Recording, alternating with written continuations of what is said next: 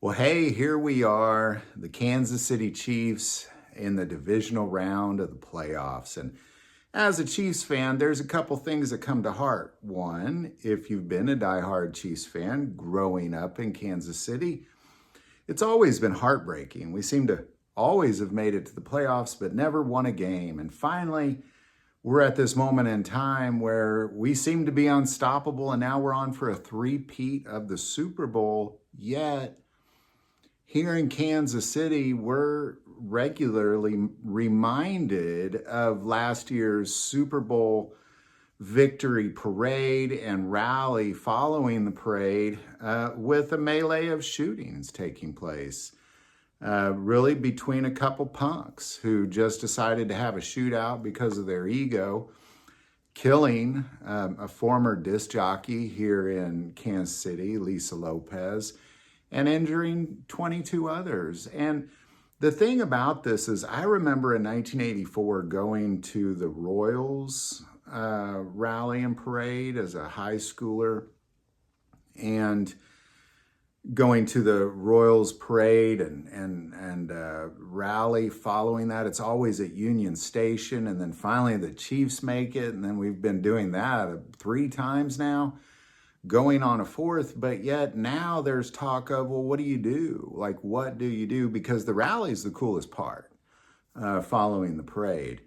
So I'm going to kind of show what Kansas City's going to do about it. According to Mayor Lucas, our Kansas City mayor, this is how it's most likely going to play out, in the assumption that they win the Super Bowl, and that's a big if as well.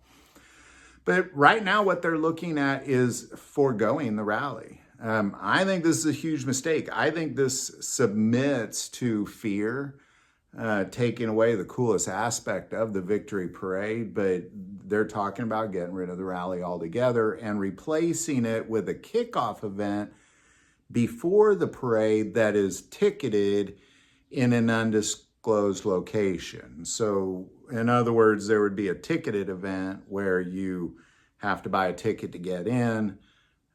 Sure, you'd be going through metal detectors, that sort of thing. And the players would then come out and give their speeches, do their whole thing, normal stuff. And then there would be a parade following that.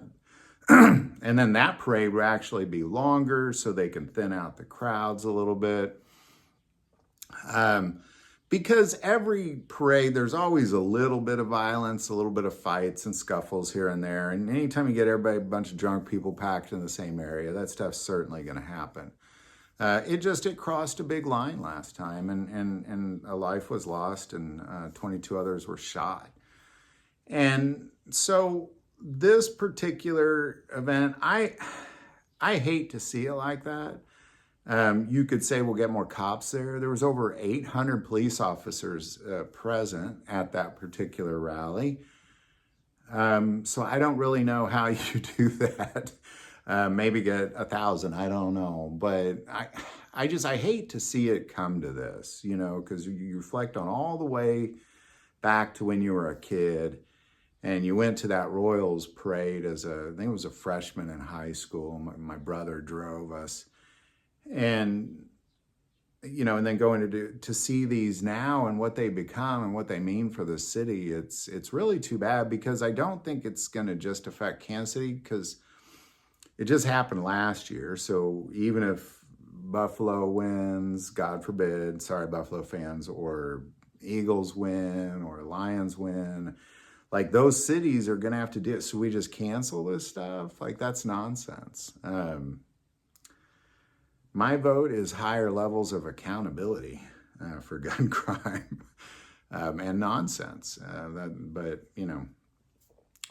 At the same time we're canceling the events, we're also going easier on violent crimes. I think that's a big mistake in itself as well. And I believe that we in America have a culture that does not respect human life.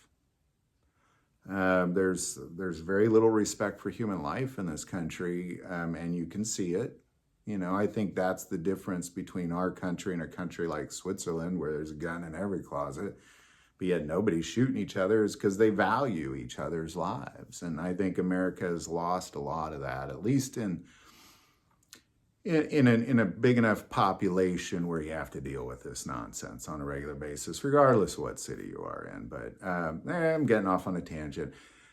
However, Chiefs win. I think they're going to win. I definitely think they're going to beat Texas today. It is darn cold here in Kansas City, and we do great in the cold. Patrick Mahomes loves playing in the cold, and Texas is not as cold, so I think we're going to win it today. If we make it all the way, we'll see. If we win it, I hate to see them cancel that. I hate to hear them even already talking about canceling it. Like they're already talking about canceling the post-rally, the post-parade rally, and we haven't even made it to the AFC playoffs yet. So there you go, man. People are already talking about what to do, but I guess you got to plan it. And people are asking, everybody wants to know, what are we going to do if we win? So hope they don't cancel it. So there you go. Any thoughts or insight on any of this? Definitely put it below. I would be curious if you are in any of the other, if you're in Detroit, if you're in Houston, if you're in